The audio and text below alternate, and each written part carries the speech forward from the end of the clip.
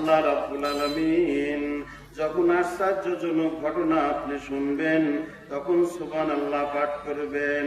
কেন? আমার আল্লাহ আশ্চর্যজনক ঘটনায় সুবহানাল্লাহ পাঠ করছে। আগে আল্লাহ নিজেই পাঠ করে জানিয়ে দিল সুবহানাল্লাযী, যেহেতু আশ্চর্য ঘটনা, কোন কিছু এমন একটা যানবাহন আসবে তার উপরে চড়ে বিশ্বনবী চলে যাবেন বুরাকের উপরে। বিশ্বনবী মসজিদুল হারাম থেকে মসজিদুল আকসায় চলে গেলেন। নবীর উম্মতের দল বুরাকের উপরে উম্মে রাহানির ঘরেতে শুয়েছিলেন। জিবরাইল আমিন এসে তাকে যখন চেতন করালেন, আল্লাহর নবী ওযু করলেন, 2 রাকাত নামাজ পড়লেন, বুরাকের উপরে উঠে সওয়ার হয়ে চলে গেলেন। নবীর উম্মতের দল মসজিদুল আকসায় বিশ্ব নবী জীবনেও কোনদিন যান নাই।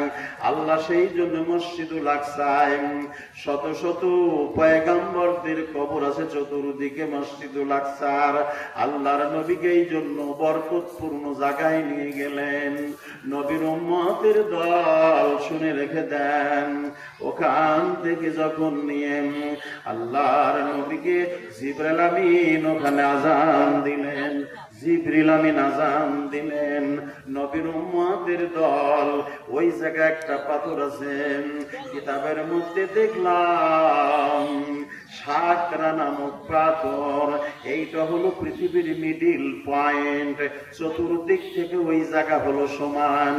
ওই জায়গার ওই পাথর উপর উঠে বিশ্ব নবী বুরাকের উপরে উঠলেন এবং ওই পাথর উপরে ইসরাঈল আলাইহিস সালাম দাঁড়াইয়া সিংহায় ফুৎকার দিবে।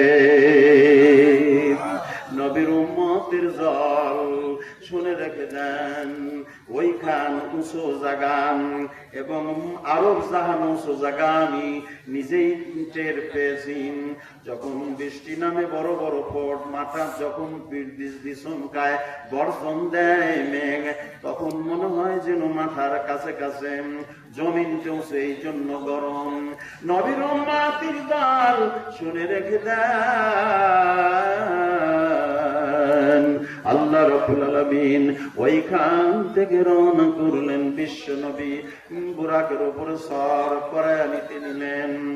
এখন ওইখান থেকে যখন নিয়ে আল্লাহর বাড়িতে যাবেন, নবীর উম্মতের দল 9,30,00,000 মাইল দূরে সূর্য, প্রতি সেকেন্ডে 30 লক্ষ টন হাইড্রোজেন গ্যাস আর অক্সিজেন সূর্য দেয়, এই জন্য মানুষ আলো পায়।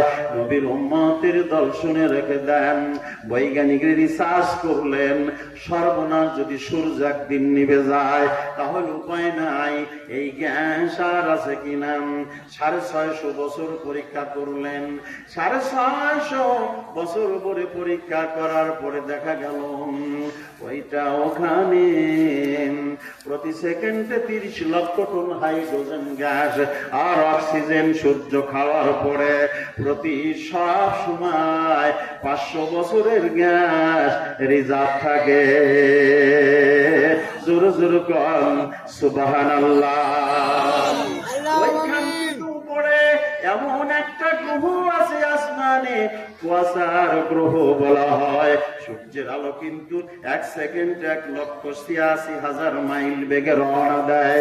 এইরকম একটা যানবাহন যদি কেউ তৈরি করে আর যদি সেই গ্রহতে যেতে নেয়, কুয়াশার গ্রহতে যেতে লাগবে 1000 কোটি বছর। নবীর উম্মতের দল এরকম পৃথিবী কেন, এরকম কয়েকটা পৃথিবী যদি কুয়াশার গ্রহের দরজা দিয়ে যায় আর আসবে আর যাবে, কোনদিন জানিবায় লাগবে না। নবীর উম্মতের দল এরকম জিনিস আল্লাহ বিনামূল্যে দিয়ে